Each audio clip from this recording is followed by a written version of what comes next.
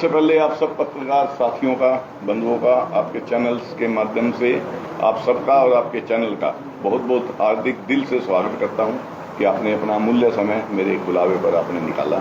और ये जो बुलाने का जो विषय है, कल हमारे माननीय भावी सांसद और नवीन जिंदल जी सत्कार पैलेस में 6:30 बजे वो आ रहे हैं आपसे मिलने के लिए, जनता से रूबरू होने के लिए, आप लोगों का, जनता का आशीर्वाद लेने के लिए। तो और हमारे उनके साथ सुरेंद्र नागर जी जो हमारे सह संयोजक हैं हरियाणा के, वो भी आ रहे हैं।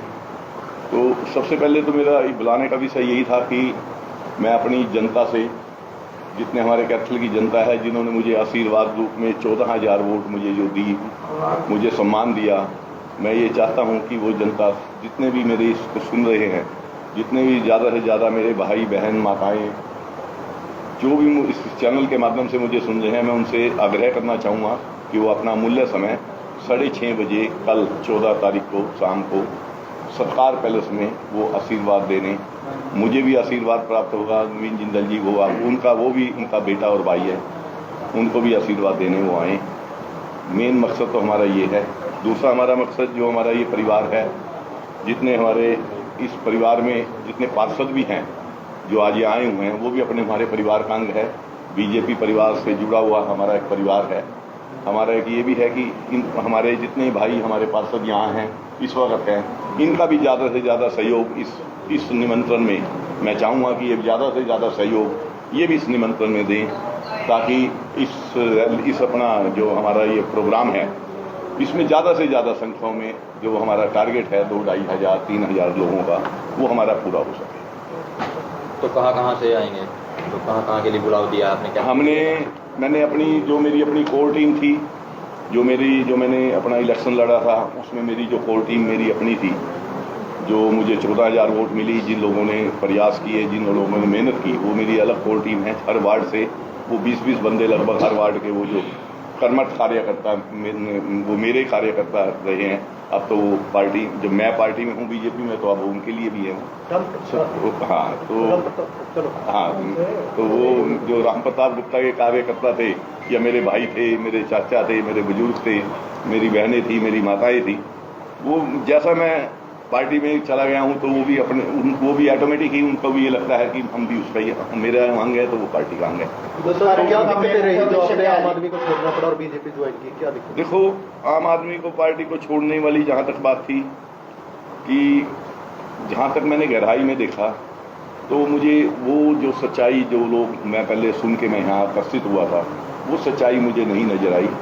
तो उस वजह से मान सम्मान की ही बात होती है मेन। तो जहाँ आदमी को मान सम्मान नहीं मिलता तो वहाँ आदमी दूर हो जाता है। चाहे कोई भी विषय हो, मान सम्मान के लिए ही आदमी जीता है।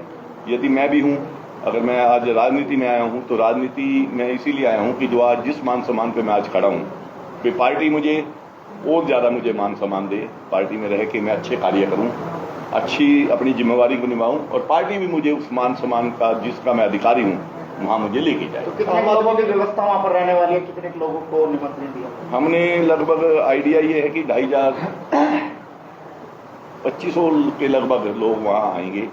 उनकी खाने की व्यवस्था है रात को। जब प्रोग्राम ये लगा लो कि 6:30 बजे का हमने न्योता दिया है, 7 बजे के लगभग हमारे सारे वहाँ लोग आ जाएंगे। 7 से 8:30 बजे तक का लगभग ये प्रोग्राम अंदाजन ये रहेगा। तो उसके बाद 8:30 बजे फिर रात्रि भोज चालू हो जाएगा। तो उनकी व्यवस्था में सत्कार पैलेस में की हुई है। ये क्या राम प्रताप कर शक्ति प्रदर्शन करने वाले? मतलब एक शक्ति प्रदर्शन तो नहीं कहता मैं इसको, मेरा एक फर्ज बनता था कि माननीय नवीन जिंदल जी हमारे बड़े भाई हैं, और नवीन जिंदल जी ने बहुत अच्छे कार्य किए हैं। अगर मैं सांसद के रूप में अगर आज तक का इतिहास उठा के देखूं, 2 बार नवीन जिंदल जी हमारे एक लोकसभा कुरुक्षेत्र से सांसद रहे हैं। जितना कार्य उन्होंने किया है, मैं नहीं मानता किसी आम सांसद ने कभी आज तक किया हो। चाहे वो आंखों के कैंप लगवाने की बात हो, चाहे शौचालय बनवाने की बात हो, चाहे बच्चों को किट देने की बात हो, चाहे सगुन योजना की बात हो, वो उन्होंने जितना कार्य किया है विकास के लिए, हमारे कैथल को चमकाने के लिए, कुरुक्षेत्र लोकसभा को चमकाने के लिए। लोग तो सांसद बनने के बाद ऐसे भी हैं कि आए भी ना हो, और उन्होंने तो अपने तन मन धन से, देखो, नर सेवा ही भगवान की सेवा है, उस बात में वो विश्वास रखते हैं। और नहीं तो नवीन जिंदल जो आज इलेक्शन लड़ रहा है वो अपने लिए नहीं लड़ रहा। अगर आज सच्चाई से देखा जाए, नवीन जिंदल आज इलेक्शन लड़ रहा है तो वो मेरे लिए लड़ रहा है, आम जनता के लिए लड़ रहा है। नहीं तो नवीन जिंदल पे आज कोई कमी नहीं है। यश, दौलत, मान, सम्मान, हर चीज की जो इंसान कल्पना करता है वो भगवान ने उन विभूतियों से उनको निहारा है। गुप्ता जी, चुनाव तो आप नहीं जीत पाए, लेकिन पार्षदों के दिल जीतने में कामयाब रहे। 7-8 पार्षद लेकर चलते हैं, क्या मंशा है? मिलता तो क्या है कि इनका स्नेह मिलता है मुझे, इनके सुख में दुख में भागीदारी मिलती है। अगर ये पार्षद हंसते हैं तो मुझे भी खुशी का एहसास होता है, अगर इनके चेहरे पे मासूसी आती है तो मुझे भी दुख होता है। तो मेरा एक कर्म, मेरा एक फर्ज बनता है, ये जितने पार्षद है हमारे बीजेपी परिवार के हैं और हम एक परिवार के अंग हैं, तो हमें यही हमारा एक वो है कि हम अपने परिवार के सुख दुख के साथियों का हम साथ दें, और अगर हमारे घर में कोई कमी भी होगी तो हम अपने घर में बैठ के सुधारें, उसको अच्छे से उसको निकालने का। तो गुप्ता जी, तमाम लोग आपको देख रहे हैं, तो क्या अपील रहने वाली है?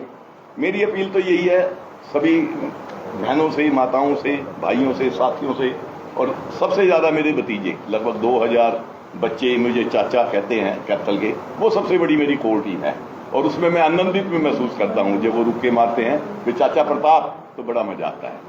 तो उनसे मैं यही अपील करना चाहूंगा कि ज्यादा से ज्यादा संख्या में सत्कार पैलेस में पहुंचे 6:30 बजे कल का दिन 14 तारीख, और जितना भी उनका समय है वो हमारे साथ गुजारे। बहुत बहुत धन्यवाद।